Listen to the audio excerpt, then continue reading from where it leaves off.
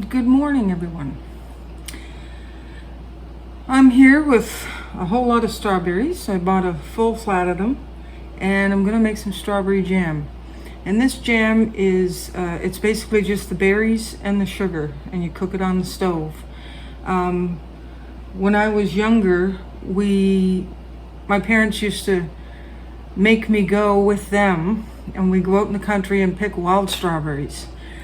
I didn't really like doing that as a kid, but now I wish I knew a place where I could go and pick wild strawberries, because wild strawberry jam is divine. It's like nothing you've ever had.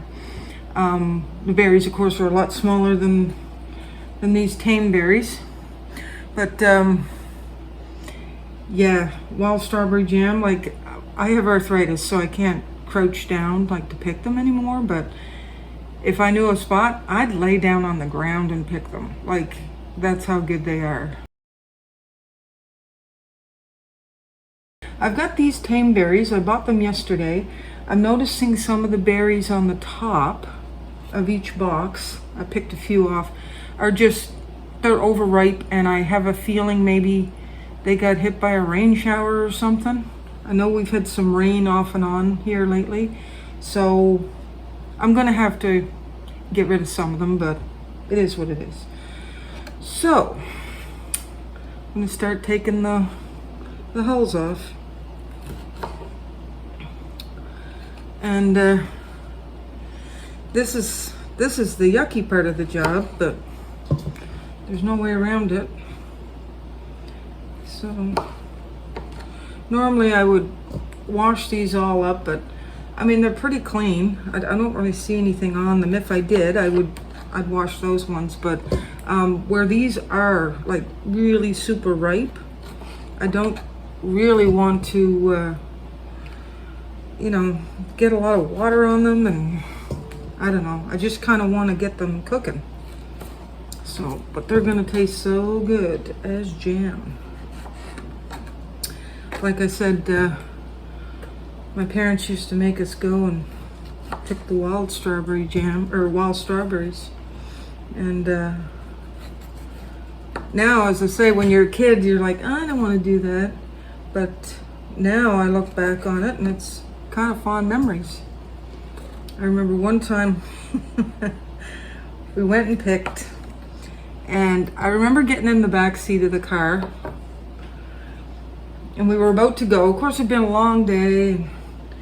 Anyway, so Dad gets in and goes to back up, and you could sense that the car had hit something. And Mom looks at him, and she's like, is that the strawberries that you put underneath the car by the wheel? Because he wanted to keep them in the shade, and keep them cool. So he'd put them back by the tire. He had backed onto them. Well, yeah, that wasn't very good, Peaches? So Mom was pretty cranky about that, because there's a lot involved, And like, they're not an easy berry to pick. And anyway, I remember that day because Mom got them home and she went all through them. Like, she still went through them, and they were in an ice cream container. Anyway, some of them, you just had to sacrifice them because they just didn't make it. But anyway, I remember that. Yeah, good times. This is gonna be a long job. I'll tell you too just a little bit about what I'm gonna do with these. So I'm gonna get them all cut up and cleaned, and then I'm going to take most of them and I will mash them. But I'm gonna take some of them and I'm just gonna cut them into small pieces, because with my jam, I like to have like little pieces of the berries in the jam. Now, you don't have to do that. You could mash the whole thing. Some people do that, I think, especially when they're making freezer jam. That's one thing Mom never made. Like, she might have made freezer jam maybe once, I don't know. But we never got into that. And like Certo and all that, we never used that. with the strawberries, it's just the berries and the sugar. But they go on the stove, and you get them to a boil with the sugar. And once they come up to a boil, you'll see like this pink foam starts to kind of develop on them, which is sort of a mixture of, I don't know what it is that comes from the berries, but there's like usually a bit of dirt and stuff in them. Yeah, I know, peaches, yeah. And you skim that off. You'll see when I get them going on the stove. You skim all that off, keep taking it off, and you cook it for so long, and then you have to test it. You test it on a plate, and you kind of move it around and get it to the consistency you like. And then it's cooked. I'm guessing, like these are tame berries, so I don't know, maybe 20 minutes on the stove, like cooking them. I don't know. I forget. I did them once last year, like with the tame berries. I just forget how long I cooked them. But as I say, I test them anyway on a plate, and just when it starts to thicken, then I know they're just about done. I test them, and then I don't like my jam real super thick. Like Mom always said, you don't want it like glue. So, yeah, you don't want it like glue. Anyway. It's funny because you get thinking about when we used to go picking berries. I know Mom was always kind of paranoid about snakes. She hates snakes, eh? And one time, when I was really little, I was born in Ontario, but we lived in Ontario. And Mom took the notion she wanted to go and pick wildflowers. So there was Dad, me, and her, and we went out. And we went into this kind of wooded area. We just started to walk into the woods a bit, and there were all kinds of these wildflowers.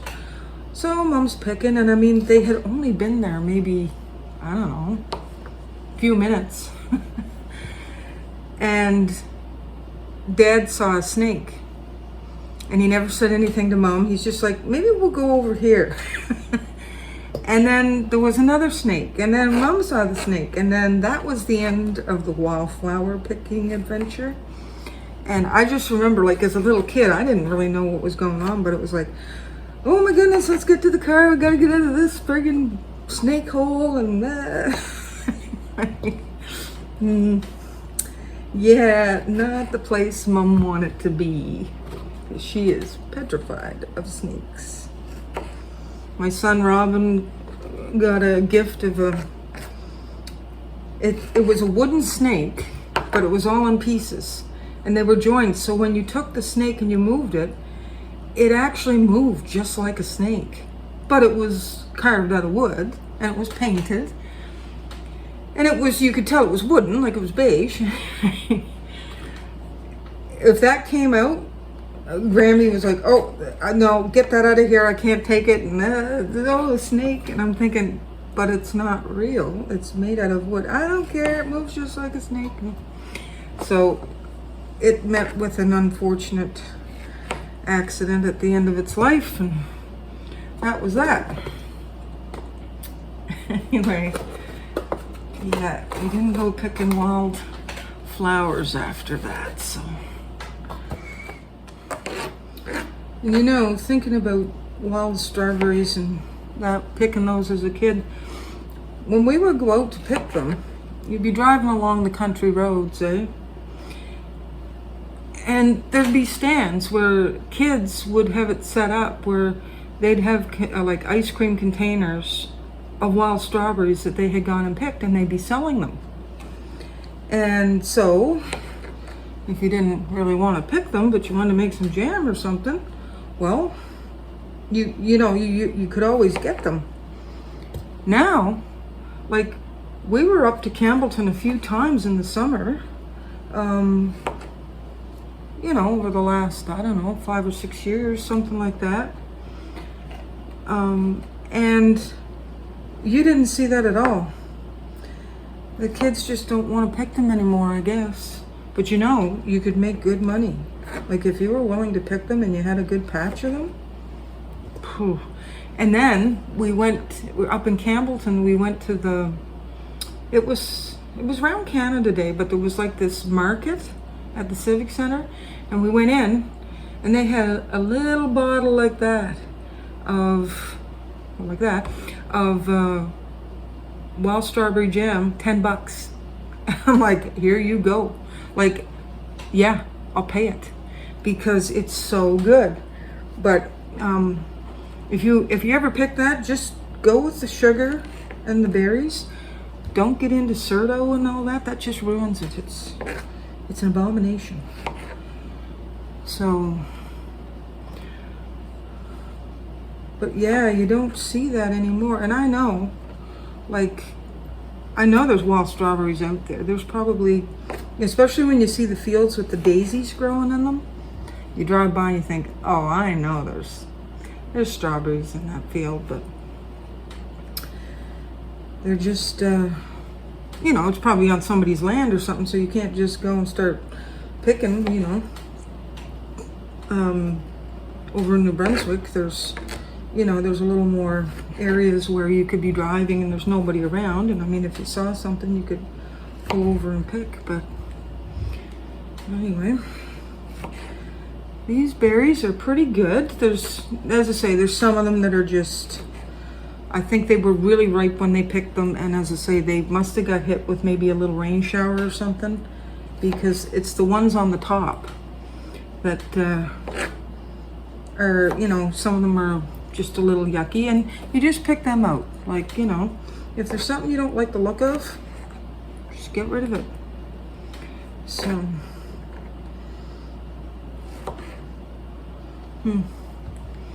but no, we used to have, oh my goodness, the bottles of jam when, like, Mom used to make a lot of jam, and then of course there'd be raspberries. We picked those, and sometimes even blueberries, but that was rare. Usually it was the strawberries and the raspberries that we picked. So I have to be careful here too, because it's all coming back to me now, eh? From last year. I only have like I don't have a great big, like, huge, you know, jam pot, if that's what you want to call it, or stew pot, whatever. Like, it's a good sized pot, but it's not real deep, so I have to be careful because I have to allow room for the berries, and I have to allow room for the sugar to get that all mixed together. That one. So I just have to be aware here. I think 4 cartons is going to be my maximum. And then I might have to do those other ones another time. I don't know that I'll get them done today. I might need more bottles anyway. So, but you have to kind of think about that, because they will kind of boil. So you have to leave room, allow room for that. And you don't think about the sugar, but it, you know, it takes up room, because what I put is, itchy nose. For every cup of berries, they say it's like a cup of sugar, but I don't put the full amount of sugar. Like, it's probably more like maybe 3/4 of a cup of sugar for every cup of berries. Mom always said, oh, if you do cup for cup, it'll be too sweet. Well, it'll be too sweet. I don't know. I mean, jam is sweet and everything. So. But I know last year that's how I made it, and it turned out really good, so I'm not going to mess with it. But I'm getting a pretty good bowl, you can see here, of berries, and they smell wonderful already. But I'm going to tell you something. If you want to bring joy to your life, you know, now I'm going to sound like Petula Clark. When life is lonely and I forget the words now. I shouldn't even be trying to sing that song. You can always go downtown. Anyway, when you're feeling down, put some strawberries on the stove with some sugar and start cooking them. I'm telling you, baked bread smells really, really good, but equal to that would, in my opinion, be strawberries cooking on the stove. Oh my gosh, the smell is fantastic. Fantastic. Yeah, that old Petula Clark song. I remember it, but it's sort of, but not really. So I was talking to my son. We got on the topic of children's television shows, and I was telling him about, what I used to watch as a kid. And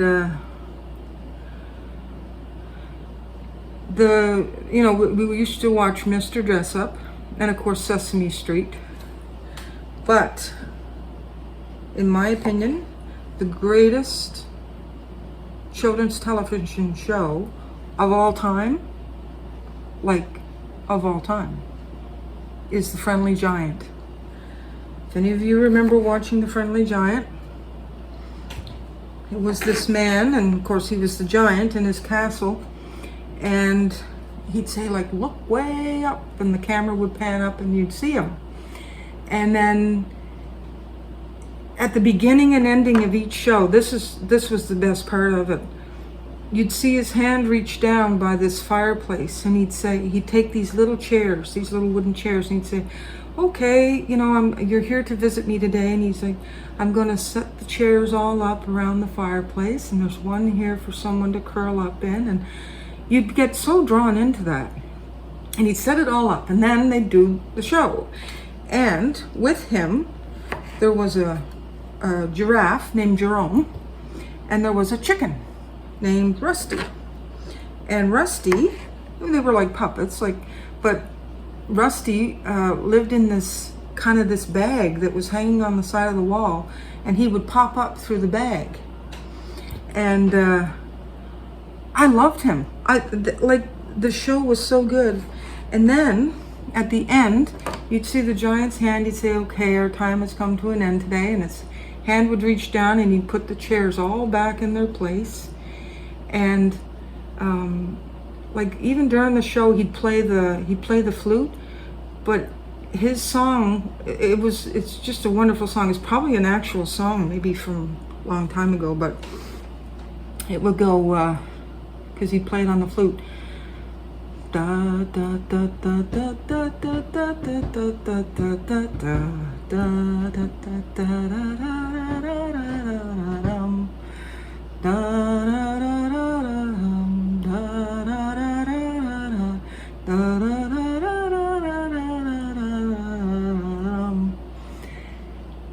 and you would just be transfixed by it.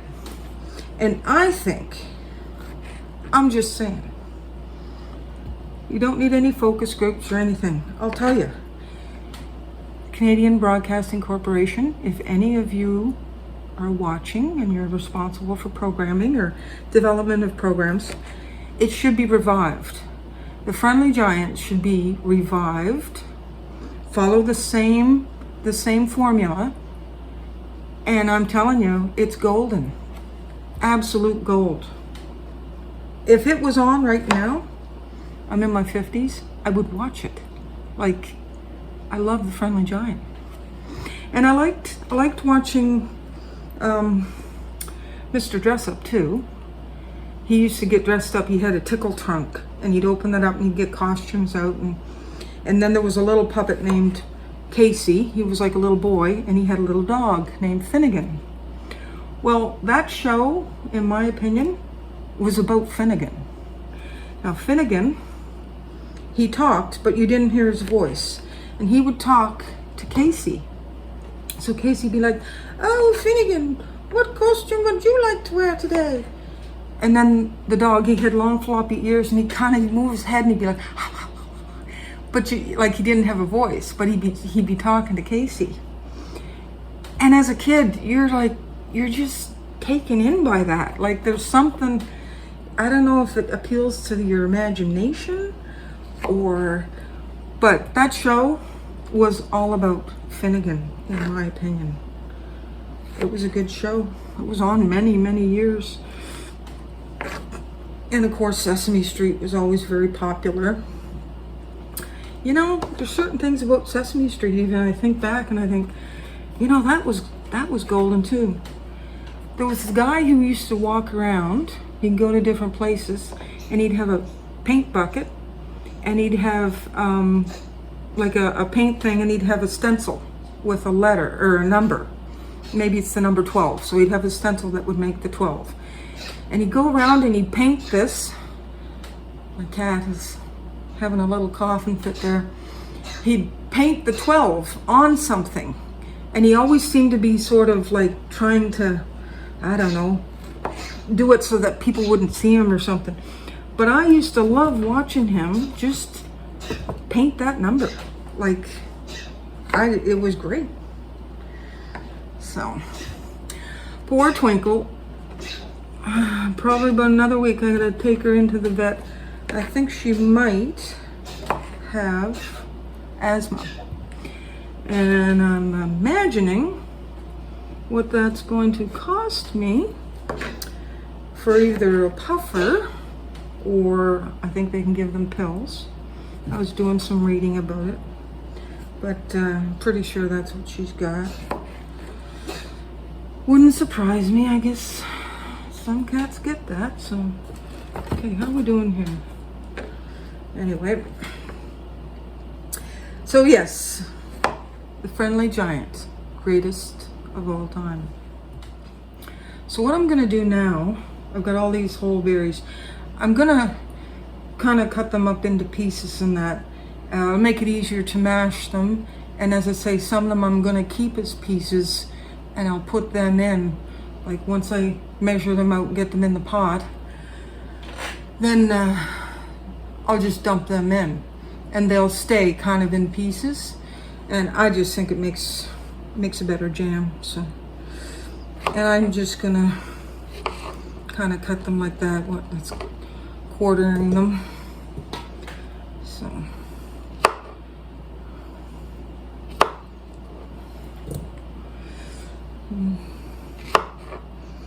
As you can see, they're kind of labor intensive. Okay, this is gonna take forever if I keep doing it this way. I need to develop a system here. That's better. Yeah, they're labor intensive, but it's worth it. Like, homemade strawberry jam is so much better than what you buy in the grocery store. And it's kind of a treat. Like, I don't make tons of it because I don't do the whole canning thing either. Like, you know, you could can them properly and keep them for a long time, but next weekend I might make a recipe, and I'll show you how you can use this strawberry jam in a dessert. It's a white cake actually, and normally I make it as a sheet cake, but you can make it as a layer cake and put the strawberry jam in the middle. So I might do that next weekend.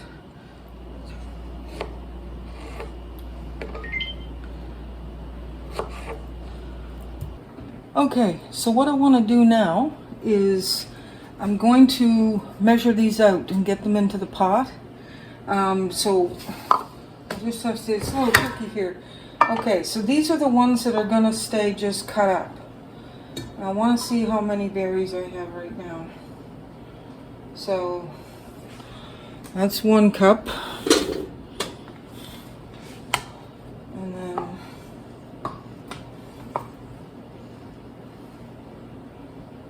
2 cups. Be like Count Dracula. 1 cup of berries. 2 cups of berries.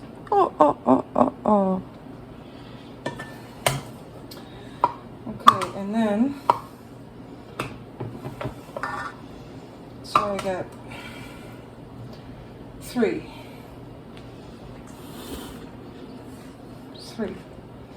Okay, so the best way to do this is probably to measure everything into here, and then I'll know how many berries it is before I mash them up. So 3.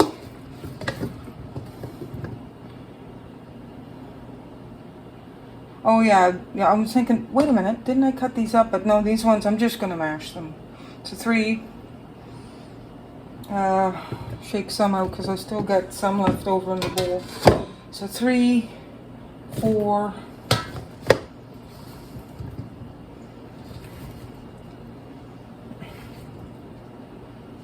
5,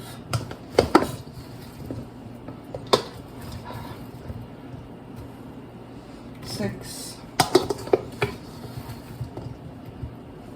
7,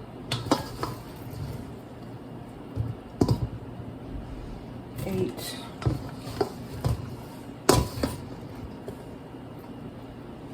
9,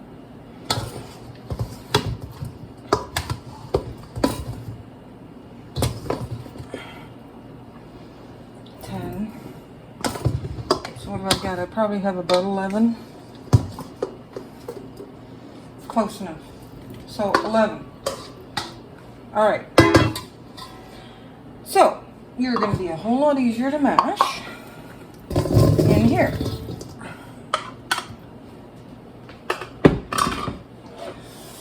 All right, good times.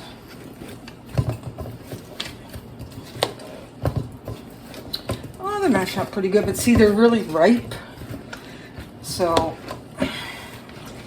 makes them much easier. Normally when I pick berries, like Mom always said, try to pick a few that are still sort of, you know, pink or even has a little bit of white on them, because those are good for pectin. They have more pectin in for thickening. These ones, they're all really ripe, so. But it'll still work. It'll cook up. I'm not really gonna go to town with this mashing thing. Like, I just want to get them broken up. Okay, so I got everything mashed up. I've got the chopped berries in there, and I'm just gonna dump it all in. I'll get myself a wooden spoon, and it just goes in. All right, get you out of the road, and now I need a cup, and I'm gonna start putting the sugar in. So I had 11 cups, right? I hope I counted right. It's easy to mess up though with the count.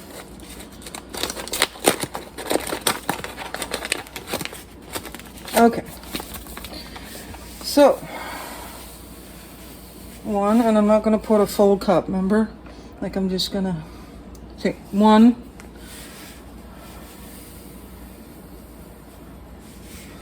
2, 3, 4,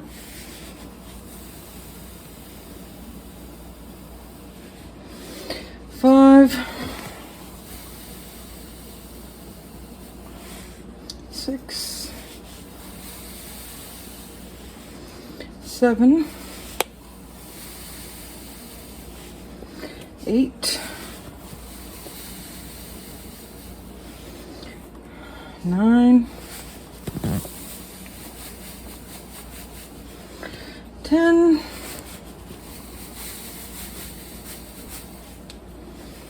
and 11. All right, so we'll fire this puppy up here. I'll put it to, I don't know, about 7, get some heat going into it.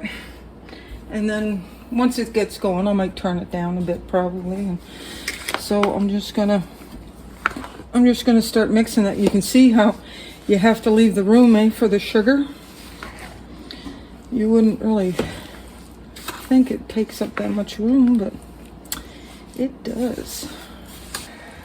All right, so you can see that this has come to a really nice boil. I'm going to turn it down a bit, and I'm going to get a dish and a metal spoon here and start skimming off this foam.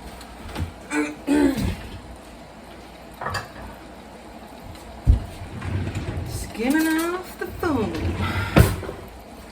You can see how you got to leave room, in the pot, because when it boils up, it goes right to the top. So I'm just skimming it off. And see, if you didn't skim this off, you'd have this pink foam all through your jam. And you don't want that. Sugar.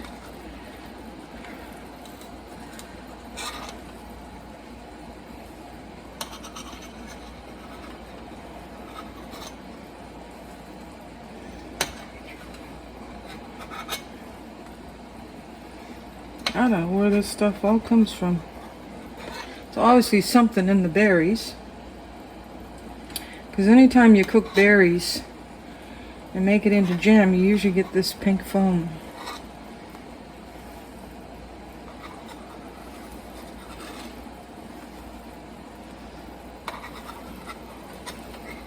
It might feel like an exercise in futility, because it just, no matter how much you skim, there always seems to be some there, but it works.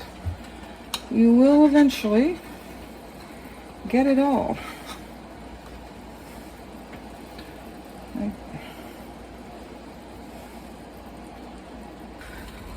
Okay, so this has been cooking now like this for about 20 minutes. I think I set it for 25 minutes.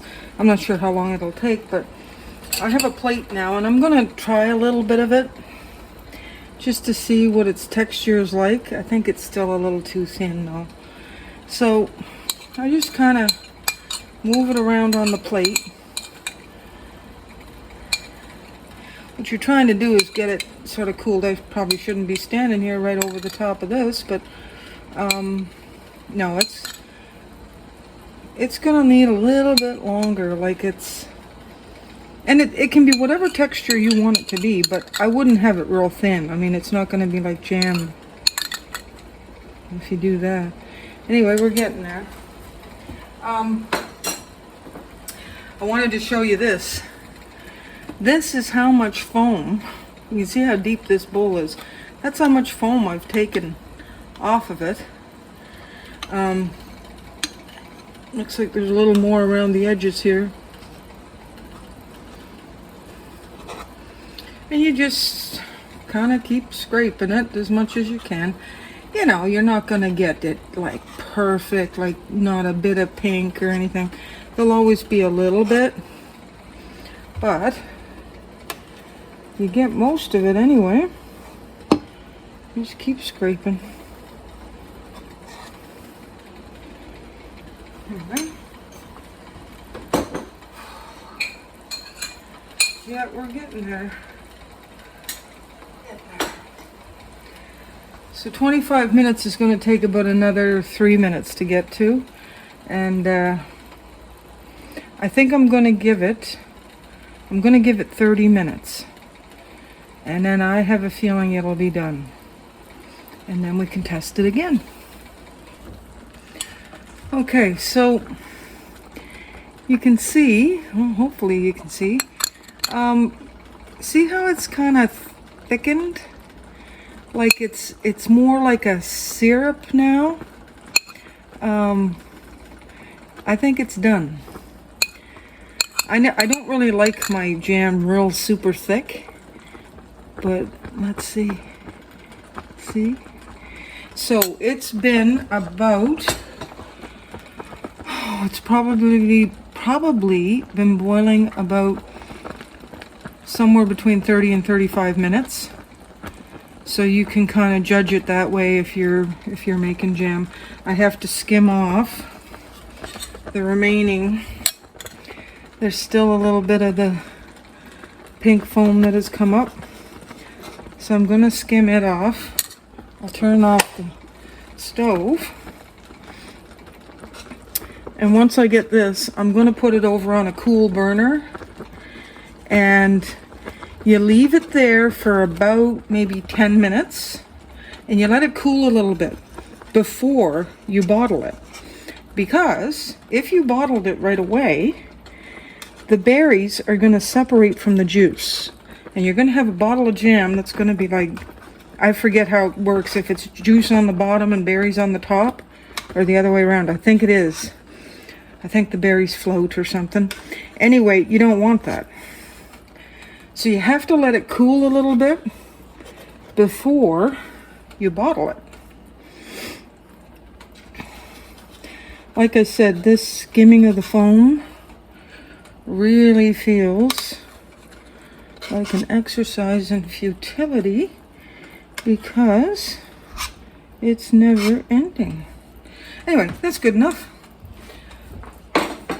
So, put you over to here and we'll let it cool. Oh.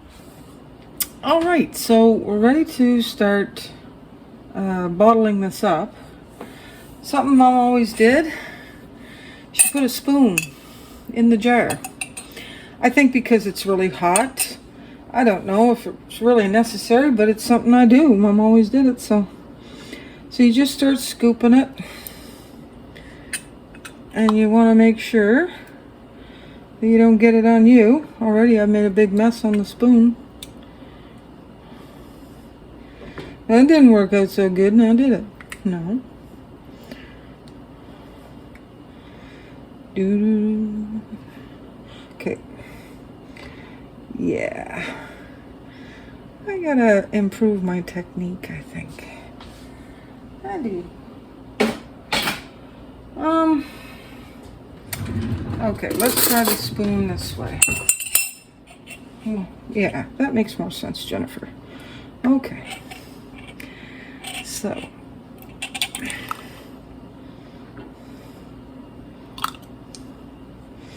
And yes, this stuff is really hot, so you just want to make sure you don't get it on you, because it'll hurt. There's two. It's a little awkward, as you can see.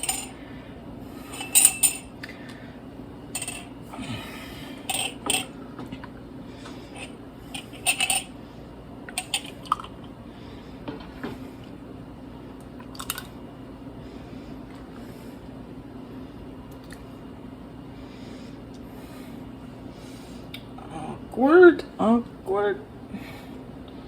Okay, let's get you out of the road. Oh, I still got a little bit of that pink foam in there, but you know, man, I can only do so much. Like, hard enough as it is. Okay. No. I don't want you in there. So you gotta go. Gotta go, man. Okay. Pink foam. Blah. Curse you, pink foam. Curse you and all your descendants. Oh. Whew. It's a steamy day here. Lots of humidity in the air, it feels like, anyway. So anyway, I just have 3 of the bottles here, but I ended up with 7 altogether of this size, and that was 11 cups of berries. So that'll give you an idea. You know, if you know how much you want to have, you know, to finish up with, well, it gives you an idea of how many cups of berries you're going to need. Anyway, so these are bottled up, and then I'll just put the lids on just loose at first, and then they just naturally will kind of seal. And then I tighten them up after that and just keep them in the fridge. These probably won't last long because strawberry jam and you got to make the most of it while it's around. Anyway, if you try this, I hope it works out for you. If you're fortunate enough to have wild strawberries, count yourself blessed. Anyway, glad you could join me, and onward and upward. Thanks.